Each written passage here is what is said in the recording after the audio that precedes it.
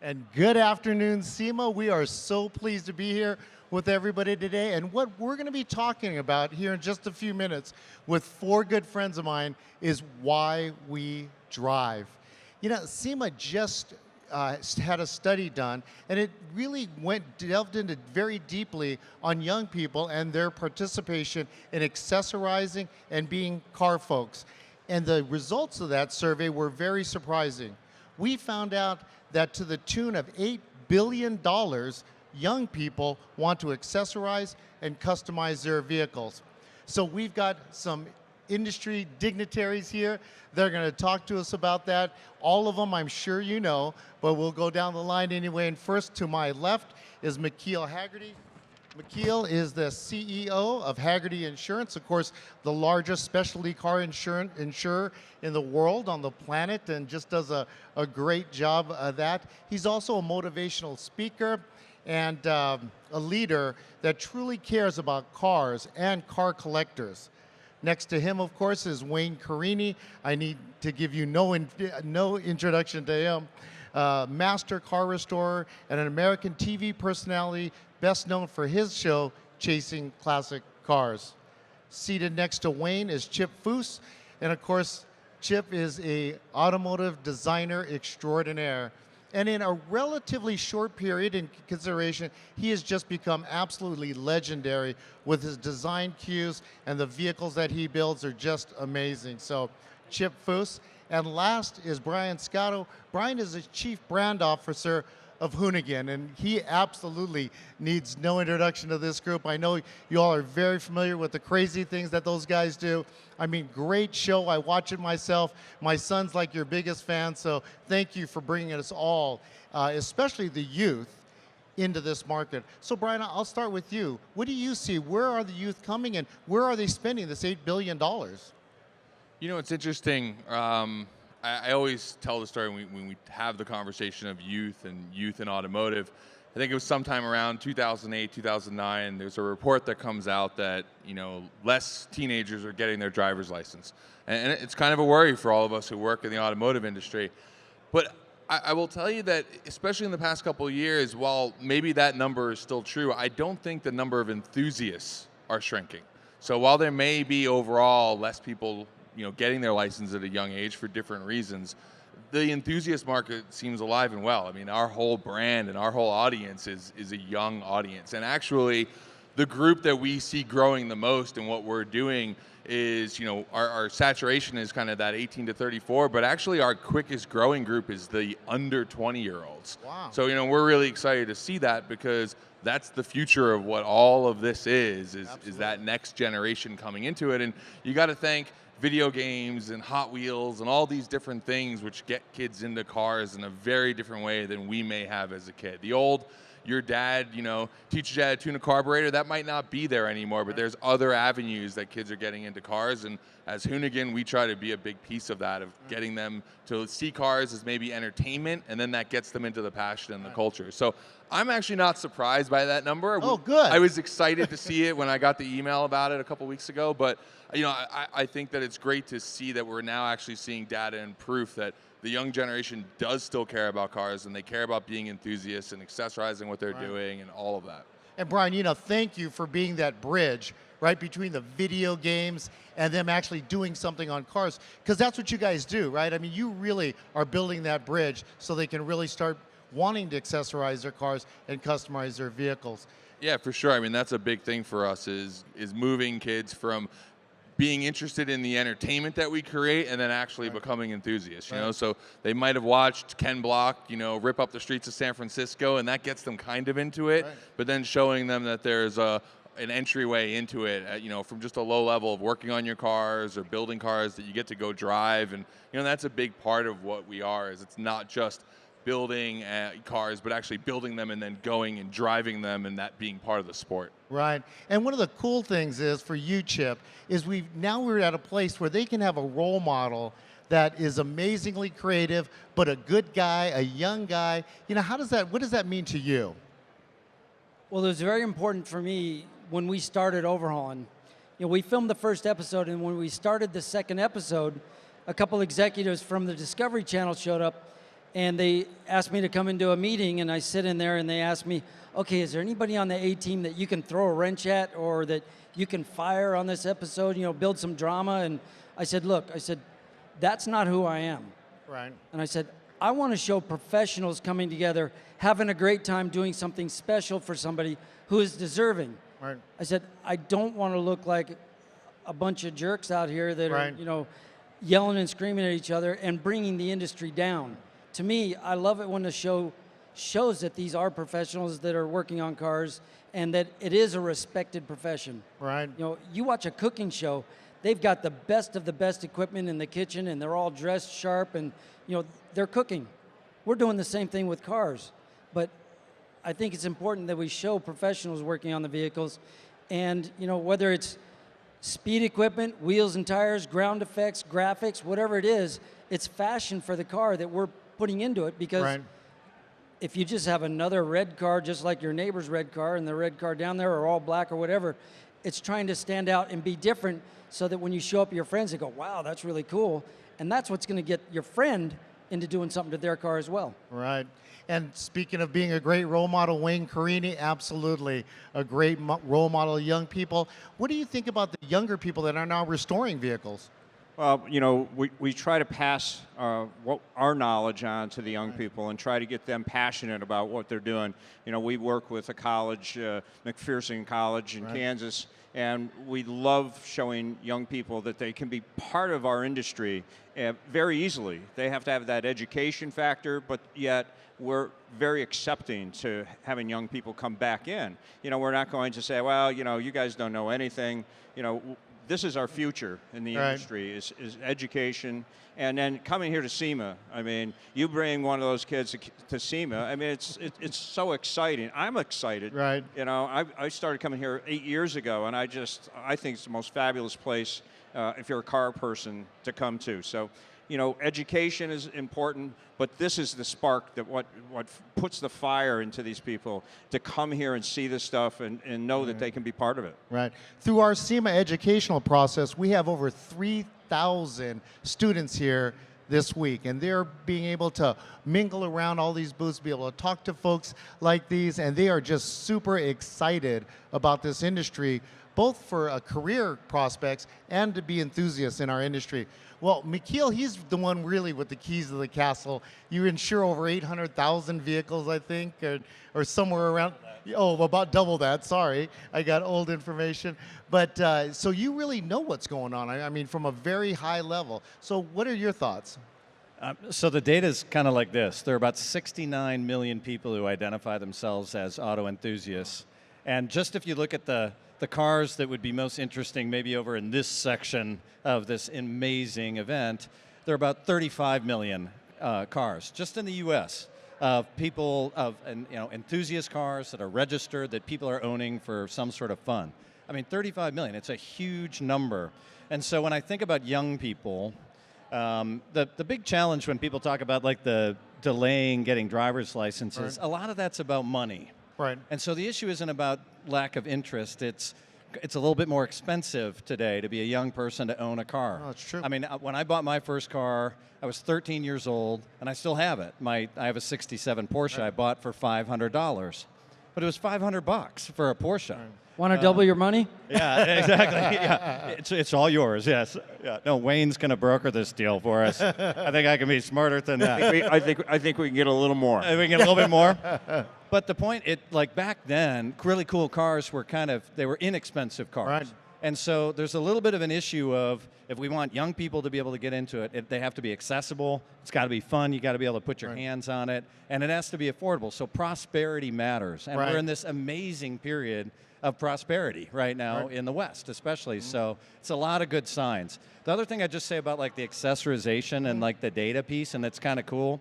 Young people they live through technology, right? And so they can't imagine having a phone that wasn't with their own apps or set up the way they want it. So the idea of customizing their interface with something is just native to them. Right. They don't think like there's a standard iPhone.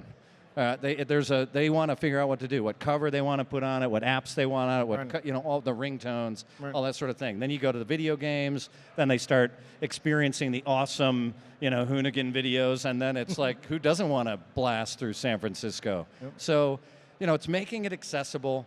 There are millions of them out there. And we're living in a golden age of the automobile right now. A lot of people point to previous eras. It's right now, and a lot of it is right here in this building. That is awesome. And what, since you do have all that data, what are the cars that the younger kids are gravitating towards? Yeah, I mean, two kind of general trends that are really lifting. Japanese cars are really on the rise in terms of the collecting market. They were kind of overlooked in the mainstream collecting market for a long time. Now it's here, it's real. They're taking main stage. The best of them are really, they're even like old serious collectors that wouldn't have imagined it are like going after the really cool cars. Right. And then it's I don't know what to call them, but sort of early four-wheel drive. So any kind of truck, if you think of Broncos, you think of Scouts, you think of all of that stuff.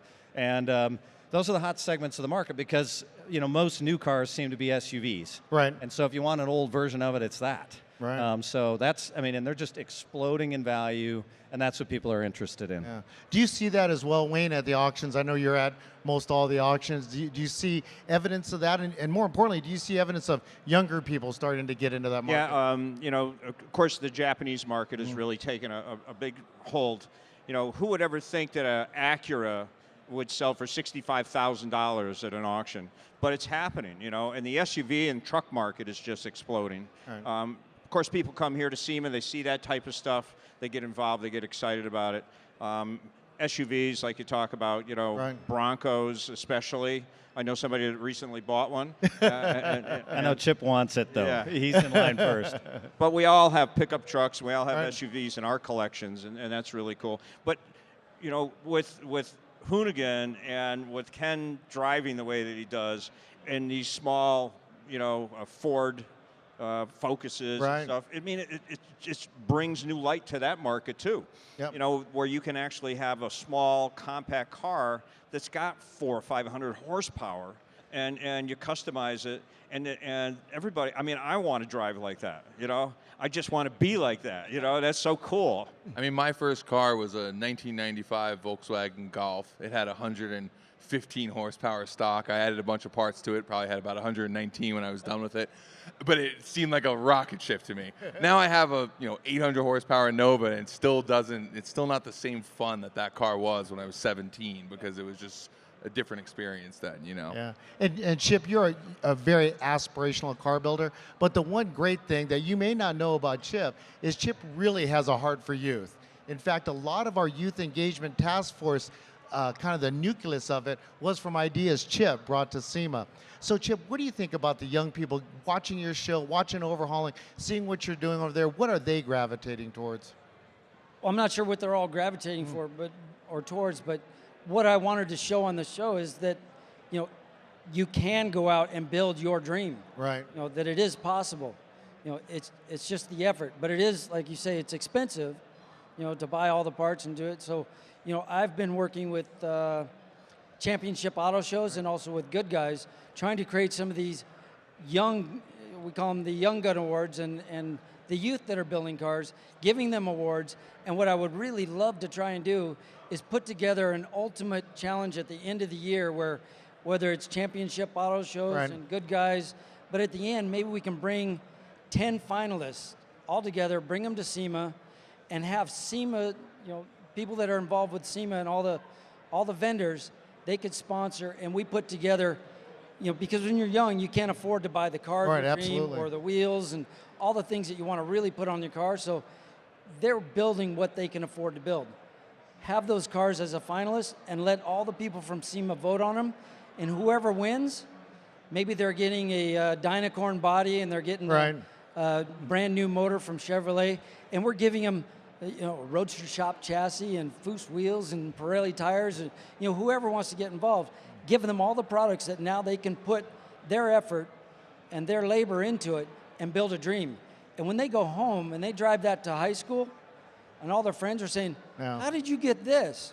Well, remember that 65 Beetle that I built? I won all this with that, and I had to put it together. that's going to make their friends want to get involved as well. No, absolutely. That's a great point. So, McKeel, I want to kind of get us back to why we do drive. So I've heard you quoted as saying we have to save driving. What do you mean by that?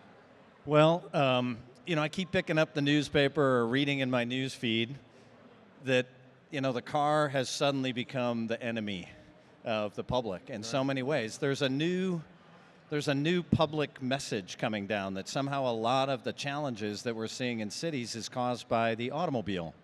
And you have to admit, it's new. It's a lot of what's underpinning this argument towards driverless cars.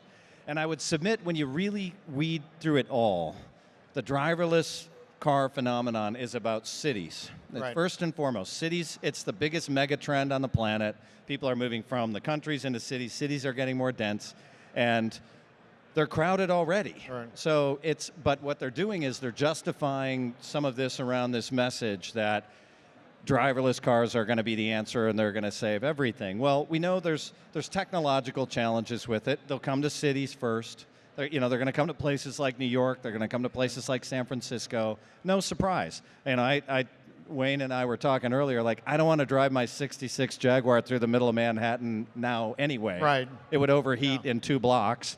But there's this new message, and I'm worried about it because, like, some of the greatest moments in my life and some of the greatest moments in probably a lot of people's lives here was that first moment you got behind the wheel and you felt that feeling of freedom, of driving yourself, of operating something yourself through time, through space. You're not attached to some digital device. Right. So I get it. Driverless cars are coming, but driving isn't about commuting. Right. Driving is about a passion. It's about something that's fun. It can be competitive. There's all sorts of different ways to enjoy it. But we need to get together, all of us, and be pretty serious about saving driving for future generations. And I'm telling you, it's not because it's nostalgic, and it's not because it's something for any other reason other than driving is good for us. Right. It's fun. It's good for us. It keeps you're present when you're driving. Right. I put my phone away. We need it. I mean, honestly, humanity needs it. So that's what we're going to do. Absolutely. Chip? I have a question for everybody. Who here is going to go to an autonomous vehicle race? No one? It's man and machine. Yep. So, Wayne, what do you think about that? I mean, where is driving going? Some of the best times of my life has been driving, and especially if you share it with friends. It's one thing to get out in your car, and we all drive to work, and we're listening to the radio, we're trying to figure out what we're going to do in the day, and your mind is not into it. I enjoy going out with friends.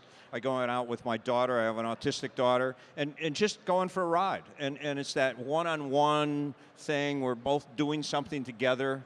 McKeel and I have done a couple of rallies together. It's that friendship. It's that camaraderie of being together. We were in a car that we actually had to scream at each other to be able to talk.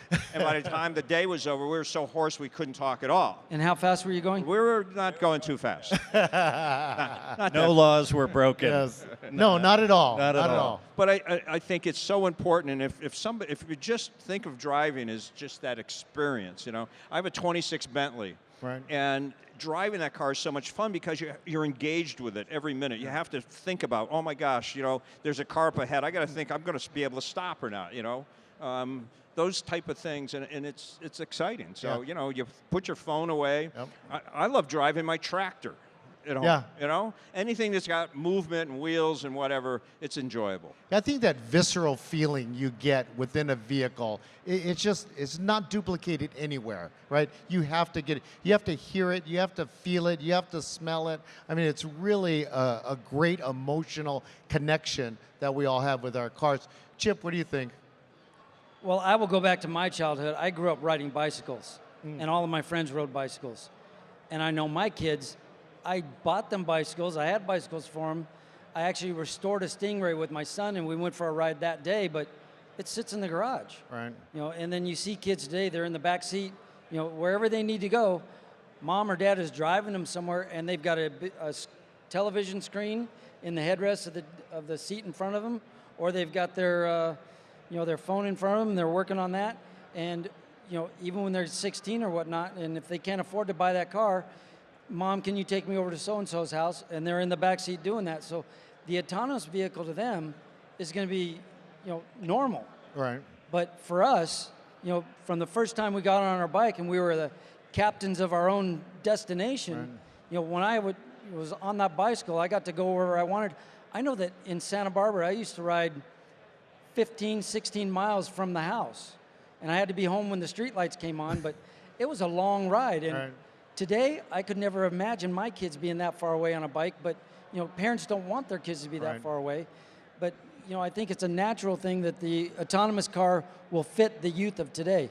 But there's also the kids that love watching races and love the whole man and machine, you know, theory. I think if we're going to have autonomous cars, it should be, maybe it's autonomous, but you should be able to flip a switch and grab that wheel yourself and be the captain of your destination. Absolutely. Well, one of the things that we would have to do in order to make that transition happen is actually one of Brian's mottos, and it says, I think, let me get this right, just make cars fun. It's that simple. Yeah. And I think we forget about that sometimes, you know. And I mean, I'm going to steal Chip's story because mine's very similar. I grew up skateboarding, riding BMX, but the big part of it for us, I mean, I grew up in New York City, so like once you had a bicycle, you could go anywhere you wanted. You could go to all the boroughs, but it was this camaraderie of everyone else that we, you know, rode bikes with. And when I turned 17, we started getting cars. It was the same thing. We'd go to the drag strip together, and it became this group thing that we all did together. And it was also an expression of like your own style, the way Right. you skateboarded or rode freestyle, BMX. It was the same thing when we got into cars, whether it was racing, drifting, or whatever. It was this expression of you, and that was this extension of you through machine, which I think obviously you lose that with autonomous, Right. you know. But there's also, you know, there's the fun side of it, but then there's also a therapeutic side of it. Like, who here hasn't had a really bad day and got home, got in their car, and went for a drive? Like, that's that moment where you're like, you go for that run. Luckily, I live near the Malibu Canyon, so my run is really, really nice. But I mean, like, you know, it takes that stress away, and there's something really nice about it. You know, you ask why we drive, and it's like, I think there's the fun part of it, but there's also that, like, there's just a real great connectivity to it. And it harks back to being 12 years old on a bicycle and that freedom you Right. had when the first time you were allowed to leave and cross the biggest boulevard in your neighborhood, you know? Right. So, McKeel, I know one of the things that Hagerty does, and this is kind of that whole family atmosphere of what we've created here, not just at SEMA, but amongst all car enthusiasts. And one of the things that Hagerty does is it calls their customers members, right? Why do you guys do that?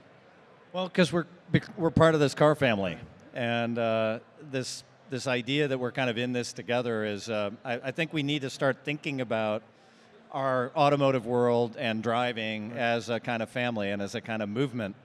So we started that, you know, a long time ago because, you know, nobody wants to think about themselves just as a consumer. This is a tribe, and there are little subparts within the tribe. But we want everybody to feel like that they have a home there, and that's why we do a lot of the things we do, like, you know, our driving experiences. Right. We teach young people to drive manual transmissions, you know, the greatest anti-theft device in the world Nowadays. Now it is, right? And we just do all of that stuff because when you bring people in and they feel like members and their family, it's a great place to, you know, connect over the love of the automobile. Yeah. And Wayne, you know, you listen to countless stories. I watch your show, so I know that. What is the kind of the common thread that weaves its way through those stories that really generates that excitement for vehicles? Well, I think it's the connection of the car and what it meant, the stories that go behind. You know, I bought a '54 Studebaker a few years ago, and the lady I bought it from was the niece of the guy that owned it. And she would tell me that she would have to take her shoes off and put a sweatshirt on in order to get in the car so nobody scratched it or did anything to it. So it's that type of thing, you know. Then there's on the other side of it, there's the family that takes everybody and piles them in and goes for ice cream, and nobody cares if you get dripping ice cream on the car. You know, so the car becomes part of your family is what I'm trying to get at. Yep. And it's at those stories that people tell me when I'm going out and looking for cars that really, they resonate, that's for sure. And that's what we're trying to do here too with young people is to have them know that they're part of our car family, and we want them to be part of that. Yep. And these autonomous vehicles, well, that's fine. You're going to be able to push a button. I think it's a great thing for handicapped people to be able to call a car up, a door's going to open, they're going to be able to push their own wheelchair or whatever handicap they have, and basically tell it where they want to go. They don't have to rely on anyone. They're going to rely on themselves, and I think that that's one of the best things for autonomous vehicles. Right. So Chip, I mean, you get to drive some of the coolest cars on the planet, and you get to drive regular factory cars. So what do you think is, what is your feeling of the difference between those two, and what are you trying to achieve when you build a car on Overhaulin?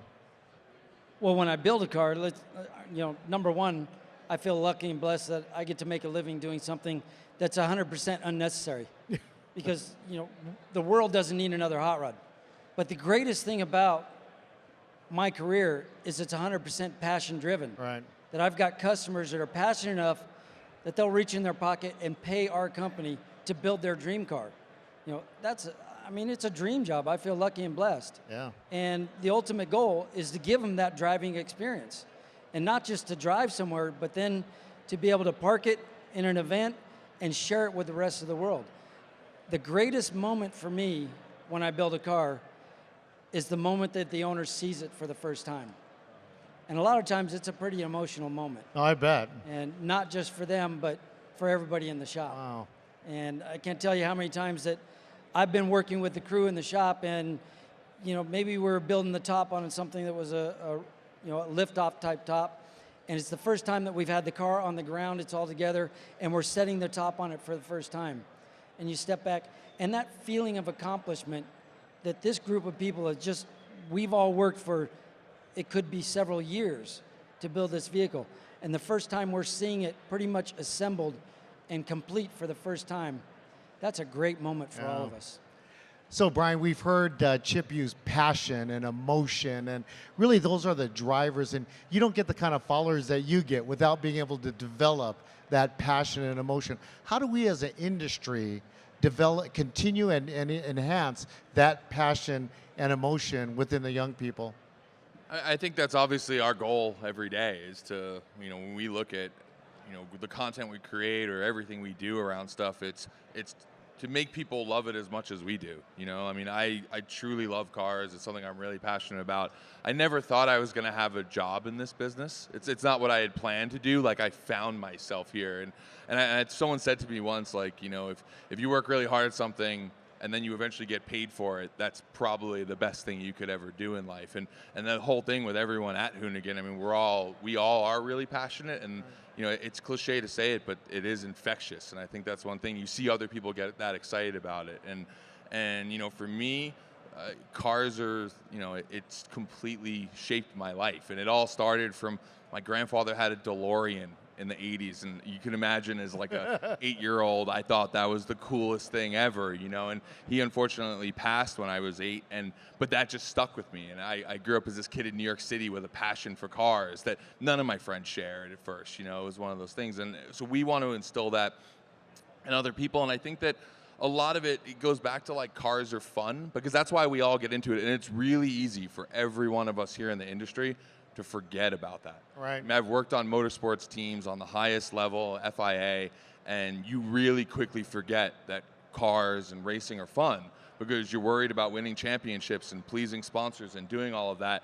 And sometimes as an industry, we forget about that. You have deadlines. Like, everyone here has something business-wise to think about in the automotive side, and sometimes we have to forget about that business side and realize the reason we all got into this in the first place. I was telling someone the other day, you can never complain about what we do, because you somehow have convinced people that your passion should be your job. Yeah. It's like we've all turned our hobby into something that's a career, and it's important for us to take that and remember that when we project it out to the consumer and everyone else who's watching us, and the fans and everyone we're showing this, that this is entertainment, this is fun, this is a hobby. And it's really important, I think, from the industry side, that we all remember when you see that. I remember one of the first races we had with Ken, we had a really bad outcome. I'm like, don't go on social right now and complain about it, because nobody wants to hear you complain about getting to live the life they all want to live. Like, I know you're upset because we didn't come here to lose, but it doesn't matter. You're still living your best life right now. You're racing rally cars through the woods. I want to do that. So no one wants to. You just be happy for what you have. And I think that that's a lot of what we try to do with Hoonigan. It's like, don't always have to be the best. You just got to have fun at what you do, you know? That is so cool. I'll tell you a story about McKeel, and you don't even know this. And I think it was 2 years ago in Monterey. I was walking down to the Portola, and I saw McKeel jump into your very first car, that 67 911, soon jumped into the passenger seat, and you went driving out of the hotel little interchange thing. Was that 2 years ago? Probably 2 years ago, yeah. And the smile on your face as you were driving down that Portola was like infectious. And I remember thinking, man, that's what driving a car is supposed to be. How did you feel then? Well, I grew up in northern Michigan, and I had that car in northern Michigan. And when I went away to college in Southern California, my parents wouldn't let me take the car out there. What a bummer. I would have been the stud on campus with that car. But I never had that car in California. Okay. And so I literally, for 4 years back then, and dreamed about taking that car on a drive on Highway 1. And so it's literally been for me, a 30-year dream to have that car out there and to have it out there. It was like truly one of the greatest days of my life, and that's awesome. You saw that. Yeah, I just happened to be It was- walking by. Yeah, I think my face hurt. Yeah. Smiling. I Yeah. bet it did. Yeah. So Wayne, you get to drive everything on planet Earth. What is your favorite drive? Oh, boy, I'll tell you, cars that scare me. So my cousin always told me, I always said to him, he built hot rods, and I say, oh my gosh, how much horsepower has that got? He says, it's never got enough horsepower. There's never enough. Just when you feel that, you're scared, and then you get used to that, then you want to be frightened even more. You want that adrenaline rush going. So, fast cars are a lot of fun. I enjoy driving slow cars, though, too. I enjoy driving a 59 Volkswagen. Right. I like driving everything. I just got a Demon, and the Demon wow. is just so much fun to drive because you put your foot down and it just goes like a rocket. Yeah.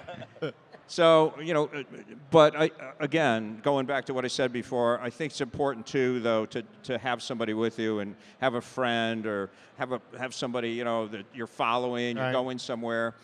I go out on my motorcycles, and I hate going out by myself. I want somebody Right. to go, meet somebody, have a cup of coffee somewhere, and be able to come back. So, there's passion in that. But my favorite car is my next car. Yeah, That's my I favorite. think that's always your favorite car. So Chip, which one's yours? I'm the same way. I Yeah. love all different cars. I've got a 47 Ford convertible that's all stock, just lowered a little bit with the steel wheels and the wide white walls. And Thanks for the plug. Appreciate that. 3 on the tree. and that car is so much fun. I've also got a 69 Camaro with a 427 big block that is my daily driver. And the sound from that car Wow. is phenomenal. And I get on the freeway, and before you know it, you're doing 90, 95 all the time, or you're edging up next to the center divider, and you just listen to that exhaust come back. And, I was driving that thing for about 3 months every day. And the other day I got ready to leave to go to work, and my wife was just taking my daughter to school, and the garage door was open, and I looked at that black 47 convertible, and I thought, I'm going to take that. And you get in that thing, and you just start cruising down the freeway at about 45, and, I had top down, and I'm like, this is just cool. But I can go totally to the opposite direction, Right. where John Meehan from Big Power, I drove his 94 Corvette, called the Time Machine. We're back in Illinois, and we're in these, cornfields, and his brother's a police officer, so he blocked the street off for us. We went it down about 10 miles, turned the thing around, and he put me in the driver's seat, and he says, now, put it in drive, and when you get up to about 75 miles an hour, just pull it into 3 and hit the throttle, and if you haze the tires, back out and try it again. And I'm thinking, 75 and haze the tires? All right, but I did. I got up to about 75, pull it into 3, put my foot on it, and you feel the tires haze. Wow. Holy smokes. So back out, put my foot in it, and he's sitting in the passenger seat with his lap computer, and he's, adjusting things. But I start easing my foot into the throttle, and that car feels like the floor wants to go through the ceiling. It just starts twisting, and you're seeing the dash come up, and he says, you're at 150, you're at 160, you're at 170, you're at 180, you're at 190, 195, 200, 205, and then I see the police officer car at the end of the road, and he goes, you're going to want to start slowing down, but you don't lift right away. You start slowing down quick, but that car got big real fast. And that's when you realize how fast you're going. And I loved every minute of it. Another time I'll tell you is I was out here at Las Vegas Motor Speedway doing Bob Lutz's Drive 101, and I was in an Indy car. And I was doing about 174 in a turn, and the right lower A-arm, the rod end broke off of the upright. So that rod end dropped down to the track, and you lose all traction in the rear because it's that inside rear tire that is now on the track. And initially, the rear end of the car starts going towards the wall, and you want to correct. So I corrected first, and I just see that wall coming at me. I go, nope, everything went to slow motion. I turned in, and I spun the car backwards. Then I turned and got the car to go down, but it spun around, started going back to the wall. I spun it backwards, went back towards the infield, spun it back around. It went 4 times, but I got it to the infield. And that was the greatest, what seemed like 5 minutes probably took 10 seconds. But I remember the guy from Drive 101 comes out, and he's in a little cart, and he starts screaming at me, what are you doing? And I said, no. Something broke back there. He gets back there and he says, how'd you keep this off the wall? I said, because that's not where I wanted to go. But then he tries taking me in, and I go, where are we going? He says, well, we're going to go in. We're all done. I said, no, you said I got 8 laps. I only did 4. I wanted to go again, and they let me go again. That's awesome. Well, I can't wait to hear Brian's experience. So at the office, we have a word for it. So everyone at Hoonigan says I have a car cane problem. Because I just keep buying cars, whether or not they run or not. They're all on a list to eventually run. I think a lot of that actually stems from growing up in New York. I only had space for like a car, and it was in a garage. There was 4 subway stops from my house that I'd have to go to work on. But I grew up around European cars, Volkswagens, and have graduated to Audis. And I eventually got to buy my dream car, which was a 1991 911 Turbo. And it was a car that I actually walked past when I was really young, out in the Hamptons, because it was the only people in New York who could afford a 911 back then. And a red interior, white car, and I bought one right before the 911 bubble, so I bought it for like 35 grand. Anyone who understands how cheap that is, that's like his $500 Porsche. Yeah. So, but that car is still probably one of my favorite cars because it was that accomplishment to like go and buy that car. And it's just so much fun to drive. It just sounds so great. And unfortunately, I'm so busy, don't get to drive as much as I like, but my wife and I will head up to Malibu on the weekends and like just get out in that car, like always windows down, no stereo, like you just listen to it and just rip through the canyons. Such a fun car. But coming to California really changed my taste in cars. Because I was very much like that Euro snob. Like I didn't even like BMWs. I was like really just Volkswagen, Audi group, like Porsche, that was it. I moved out to California and I instantly was like, I feel like I need a muscle car. So I built a Nova, and then I start seeing a bunch of traditional hot rods. So I buy a 29 Chevy, and now I'm building a 50s rail job dragster, and I've got trucks, and my wife has a F100, which is slow, and it's not the greatest vehicle in terms of performance, but it's probably one of my favorite vehicles to drive. It's like what Wayne said, sometimes driving slow cars is fun too. I just enjoy the machinery of it and all of that. So before Hoonigan, I was a magazine journalist. So I've driven everything. I mean, journalists have the best job ever. If you're not good enough to be a race car driver, but you want to drive cars and you can stitch words together, become a journalist. You get to drive everything. So I've driven Ferraris, Lambos, Bentleys, like everything, race cars out there. And, that was so much fun, but nothing's better than driving a car that you just finished bolting together and taking it out and hoping that during shakedown, you're like, that doesn't sound right. Should I slow down now? Let me give it a little more gas. I think I'm good. That's, to me, I think the funnest part of driving is taking something that you've either just built or has just been built and getting it out on the road for the first time, doing that first burnout, or even better, that first, second, third gear shift, and you haze the tires, like that's something extra special. That's some magic stuff. Love that part of it. That's awesome. So McKeel, I'm going to give you the last word here, and where we've been talking about why we drive. Why do we drive? We drive because it's about freedom and it's about being our true selves. That's why I would say, I said it before and I'll say it again. We need to save driving because it's good for us, and we drive because it's what it is to be a human being.